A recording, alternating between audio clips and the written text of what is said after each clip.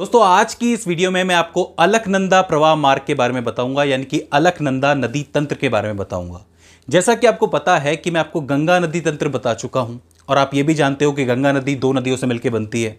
एक है भागीरथी नदी जिसको उत्तराखंड की गंगा भी कहा जाता है, और एक है अलकनंदा जो एक बहुत ही इंपॉर्टेंट नदी है क्योंकि उसमें बहुत सारा पानी होता है। गंगा का ज़्यादातर पानी उसी के अंदर होता है।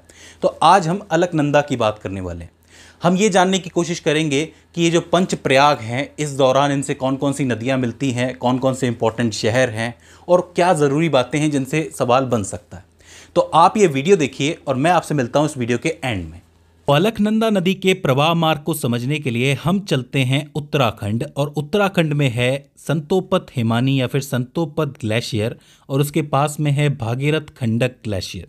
ये दो ग्लेशियर है, काफी इंपॉर्टेंट है। इन्हीं के पिघलने से एक नदी का निर्माण होता है जिसका नाम है विष्णु गंगा। जी हाँ, सबसे पहले इसका नाम याद रख लो, विष्णु गंगा नदी है जो संतोपत हिमानी और भागीरथ खंडक ग्लेशियर से निकलती है। इसी नदी के थोड़ा आगे जब आप बढ़ते हो तो आपको सबसे पहले माना गांव मिलता है। मैं आपको बता दूं कि माना गांव भारत का आखिरी गांव माना जाता है, तो काफी इंपॉर्टेंट जगह है ये माना गांव। और जब माना गांव से थोड़ा आगे ये नदी बढ़ती है तब ये पहुंचती है बद्रीनाथ। जी हाँ, बद्रीनाथ भी इसी के रास्ते में पड़ता है, विष्णु गंगा के रास्ते में, तो इसको आप लोग याद रख लो। मैं आपको बता दूं कि बद्रीनाथ जो है 4 धामों में से एक धाम माना जाता है। जब विष्णु गंगा थोड़ा आगे बढ़ती है तो इसी के ऊपर एक बांध मिलता है जिसका नाम है विष्णु प्रयाग हाइड्रो इलेक्ट्रिक बांध। याद रखना, विष्णु प्रयाग हाइड्रो इलेक्ट्रिक बांध। और इसके थोड़ा आगे पड़ता है विष्णु प्रयाग, जहां पे विष्णु गंगा से मिलती है सफेद गंगा या फिर धौली गंगा। देखिए, धौली गंगा का मतलब ही होता है सफेद गंगा। इसका रंग ही थोड़ा सा धौला है, सफेद है, इसलिए धौली गंगा हो जाती है। मैं आपको बता दूं कि धौली गंगा के अंदर भी दो नदियां मिलती है, एक गिरथी गंगा और एक ऋषि गंगा। उनके मिलने के साथ ही ये धौली गंगा पूरी होती है, और धौली गंगा और विष्णु गंगा जहां मिलती हैं उसको विष्णु प्रयाग कहा जाता है। अब यहाँ पे एक बात आपके लिए जानना जरूरी है कि जब दो नदियां आपस में मिलती है, अगर कोई एक नदी दूसरी नदी से ज़्यादा गहरी है तो वही मेन नदी कहलाती है, मतलब उसका नाम बदलता नहीं है। लेकिन अगर दोनों नदियों का पानी का वाटर लेवल समान हो जाए, मतलब दोनों की गहराई समान हो जाए, तो उन नदियों से जो नदी बनती है उसे अलग नाम देना पड़ता है। कहने का अर्थ यह है कि विष्णु गंगा और धौली गंगा जिस जगह पे मिलती हैं विष्णु प्रयाग में, वहाँ पे इन दोनों नदियों की जो गहराई है वो एक समान होती है, वाटर लेवल एक समान होता है। तो ऐसे में जो नई नदी बनेगी उसको नया नाम देना पड़ेगा, और जो नई नदी निकलती है उसी का नाम है अलकनंदा नदी। तो अलकनंदा नदी का निर्माण कैसे हुआ? जब विष्णु गंगा और धौली गंगा विष्णु प्रयाग पे आके मिली और दोनों का जो वाटर लेवल है वो समान था, गहराई समान थी, इस वजह से जो नई नदी निकली उसका एक नया नाम पड़ा जिसका नाम है अलकनंदा नदी। यहाँ तक कोई दिक्कत है? नहीं होनी चाहिए। ये जो आपका विष्णु प्रयाग है, इस विष्णु प्रयाग के बिल्कुल पास में, या यूँ कह लो कि विष्णु प्रयाग से बिल्कुल सट के ही एक जगह और पाई जाती है जिसका नाम है जोशी मठ। ये जो जोशी मठ है ये भी काफ़ी ज़रूरी जगह है, ज़रूरी पॉइंट माना जाता है, क्योंकि यहाँ से कई सारे रास्ते खुलते हैं, कई जगहों पर जाने के रास्ते खुलते हैं। तो जोशी मठ का नाम आप याद रख लो, विष्णु प्रयाग के बिल्कुल पास में। अब अलकनंदा विष्णु प्रयाग से आगे बढ़ती है, और आगे बढ़ती है तो इसमें एक नदी और आके मिलती है जिसका नाम है कल्पगंगा। कल्पगंगा यूं तो बहुत लंबी नदी नहीं है लेकिन काफ़ी इंपॉर्टेंट नदी है, इसलिए इसको याद रखना है। कल्पगंगा के थोड़ा आगे चल के एक और नदी आके मिलती है जिसका नाम है बिरही गंगा। बिरही गंगा का नाम भी आप याद रख लो, कल्पगंगा, बिरही गंगा, दोनों कहाँ मिलती है? विष्णु प्रयाग के बाद मिलती है। अच्छा, बिरही गंगा के पास ही एक इंपॉर्टेंट गांव पाया जाता है जिसका नाम है चमोली गांव। इसका नाम आपने सुना होगा, चमोली गांव, काफी जरूरी नाम है, इसको जरूर याद रखना।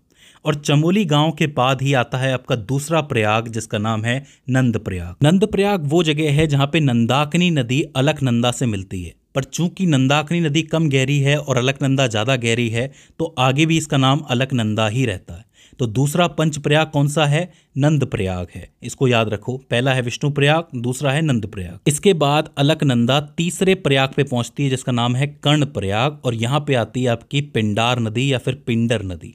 मैं आपको बताऊं कि एक ग्लेशियर है जिसका नाम है पिंडर ग्लेशियर या फिर पिंडर हिमानी, वहां से ये नदी निकलती है और आके अलकनंदा नदी में मिल जाती है। तो ये तीसरा जरूरी प्रयाग हो जाता है कर्ण प्रयाग, पिंडार नदी।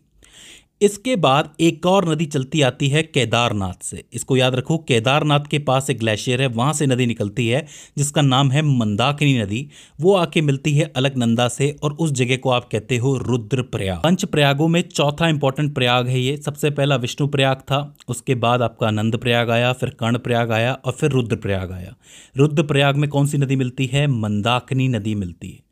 अब इसके बाद जब ये नदी आगे जाती है तो ये फाइनल प्रयाग पे मिलती है, जो पंच प्रयागों में फाइनल प्रयाग है, जिसका नाम है देवप्रयाग। देवप्रयाग में एक नदी इससे आके मिलती है जो कि आपके उत्तरकाशी से चलती हुई आती है, जिसका नाम है भागीरथी नदी। यानी कि गंगा के मिलने में दूसरी सबसे इंपॉर्टेंट नदी मानी जाती है भागीरथी नदी, अलकनंदा के बाद। मैं आपको बता दूं कि उत्तराखंड में एक्चुअली भागीरथी नदी को ही गंगा माना जाता है।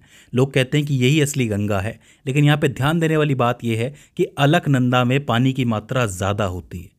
तो आप कह सकते हो ज़्यादातर पानी जो है अलकनंदा से ही आता है, लेकिन फिर भी उत्तराखंड के लोग ये मानते हैं कि जो मेन गंगा है वो भागीरथी नदी ही है।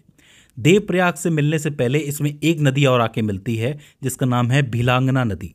भीलांगना नदी को भी याद रख लो। और भीलांगना नदी के आगे ही आपके दो बांध बने हुए हैं, एक है कोटेश्वर बांध और एक है टिहरी बांध।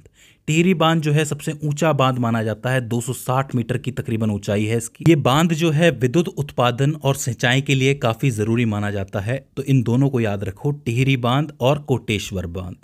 अच्छा, देवप्रयाग में जब भागीरथी और अलकनंदा मिल जाती हैं तब यहाँ पे भी इनका वाटर लेवल समान हो जाता है, दोनों की गहराई समान हो जाती है। तो अब जो नई नदी बनेगी उसको नया नाम देना पड़ेगा, और इसका नया नाम क्या है? गंगा नदी। तो इस तरीके से अलकनंदा चलती हुई आती है। देखिए, जितने भी स्थान मैंने आपको बताए हैं वो बहुत ज़रूरी हैं क्योंकि उनसे सवाल बनता है। तो मुझे उम्मीद है कि आपको पूरा प्रवाह मार्ग समझ में आ गया होगा अलकनंदा नदी का। अब जब आप लोगों ने वीडियो देख ली है तो मुझे उम्मीद है कि आपको समझ में आया होगा कि अलकनंदा नदी क्यों इतनी इंपॉर्टेंट है और क्या क्या इसके अंदर क्वेश्चन बन सकते हैं। अगर इसके बाद भी इस वीडियो के अंदर आपको कोई दिक्कत आती है, कोई क्वेरी आती है, तो आप हमें कमेंट सेक्शन में बता सकते हैं।